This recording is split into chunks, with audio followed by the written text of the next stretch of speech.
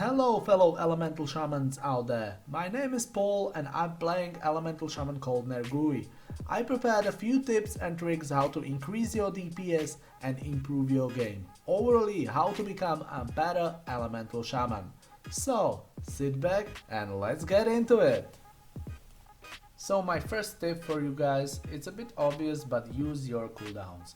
We have some nice DPS cooldowns and you should rotate them all the times in the Mythic Plus. Just at the first when you're beginning with the Elemental Shaman or you are quite not sure when to use your cooldowns, use them on cooldown. Don't wait for anything, maybe just don't use them when your mobs are on a low HP, but use them on another pack. But use them as much as possible and as soon as possible. Don't line them up with the boss fights, just focus on using them and get as much as possible from your cooldowns and get them on that cooldown, get them rotate and you will be fine.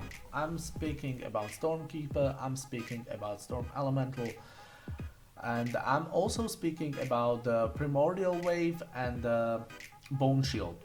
Actually, I would like to speak a bit more about Bone Shield because Bone Shield is a really nice defensive cooldown which can help your healer to save and preserve some mana. You can use and align your Bone Shield with the starting of every pride. You know, there is a 1 or 2 seconds window when the pride is starting, when she's gaining all the pride from all the players in the group. Just immediately press your Bone Shield and it perfectly aligns with the pride starting setup. Your healer will thank you because he doesn't need to heal, he can focus on doing damage, which will eventually help all the group to get the pride down faster and you will look pro, you know? Look at that guy, he using that shield all the time on every pride. That's pro, that's a good player. My second tip for you guys, it's also a bit obvious one, but interrupt. We are elemental shamans, we are masters of interruption because our interrupt has only 12 seconds cooldown, which is actually the shortest cooldown of all the interrupts there in the game, so we should get advantage of that. There shouldn't be any excuse for us to not interrupt. Interrupt as much as possible, especially in higher keys. It can help a healer, it will help the whole group to just get through the Mythic Plus much faster, easier and smoother. At the beginning you should focus to get at least 20 interrupts per one Mythic Plus run. It might impact your DPS, but as you get used to use Wind Shear on the cooldown, your DPS will improve, it wouldn't have any impact at all on your overall DPS and your group will thank you. Now, when to interrupt? It's another topic, it's very important. I would recommend interrupt in the second half of the cast at the beginning, but to make it clear, the best time to interrupt is the latest time you can actually interrupt, because look at that mob. That mob is casting, he's not doing any damage to your tank or to your group, he's just static, he's casting there, so let him cast. Why not to let him cast? He can even cast like the whole Mythic Plus run, you know? There is no damage at all, so let him cast and interrupt at the very end of the cast. If you are learning, just don't hesitate to interrupt at any time at the second half. Why second half? Because there are many interrupters which interrupt as soon as possible and you don't want to waste your interrupt cooldowns on the same mob. 2 or 3 or maybe even 4 interrupts at the one mob, it can be disaster and you just don't want to do it. To be honest, it's not very easy to become a master at interrupting. It requires a lot of tabbing between the mobs and it will happen that your teammate will interrupt just before you did and you will waste your interrupt like many times. Just don't get frustrated, just try to do your best and believe me, like pro players, pro tanks and the pro healers, they're checking who is interrupting and how many times, how often, and you might get invitation to another run with this good tank, with this tank which actually can hold the aggro, which he has a good root and you can depend on him, and you will get another invitation for another run with him and you will get a better Ryo and you might even get some good loot and but I'm sure and I can promise you that you will get an enemy. Yeah, thank you Blizzard for this. So guys, let's check the last tip of the video, and that's the cheesy one because it impacts our DPS. Master the small things. What do I consider to be a small thing? It's actually not a small thing if you check your DPS meter after mastering this stuff, but spreading the flame shock is the first one.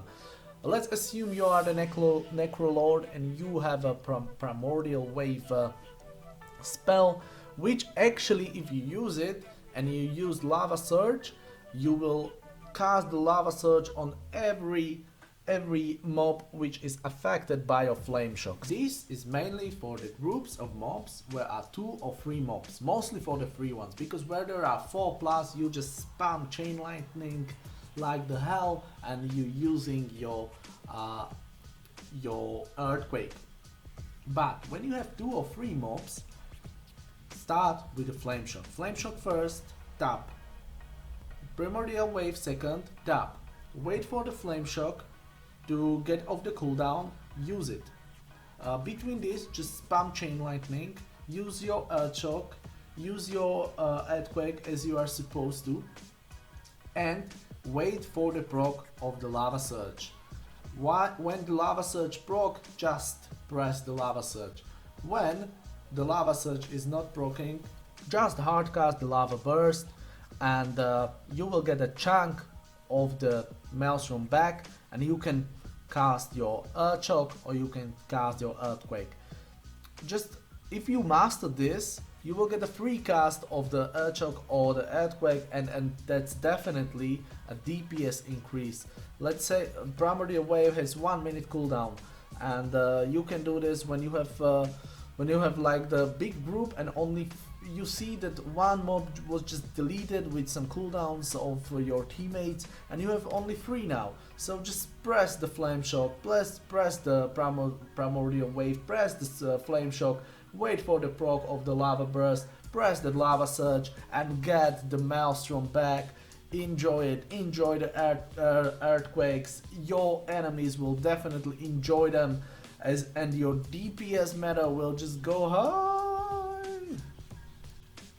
Another big stuff is to think ahead. It's a huge difference if you're going to another pack, to a new pack with full maelstrom, with echoes of the Sundering proc, and if you go there empty, just like that, just empty. You just need to recharge your maelstrom bar, you just need to press that earth shock to get the proc of the echoes of the Sundering.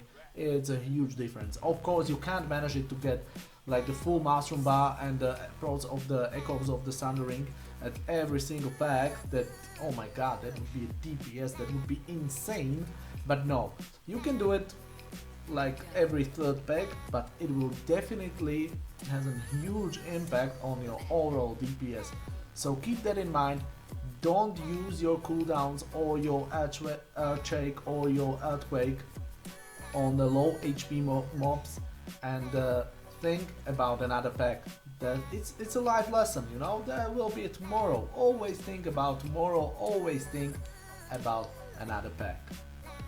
That was the last tip of my first video as Elemental Shaman. Thank you very much for watching my video, and please let me know what you think about these tips in the comment section. I would definitely recommend you to watch the Petko's video regarding Elemental Shaman. Petko is actually the first in the world in Mythic Plus Elemental Shaman, and he has some good video out there which you will find in my description, and he is describing the Elemental Shaman staff keeper. He's going through covenants, conduits, rotations, gears, trinkets, everything. So these were just my tips from my point of view. I hope you enjoy them.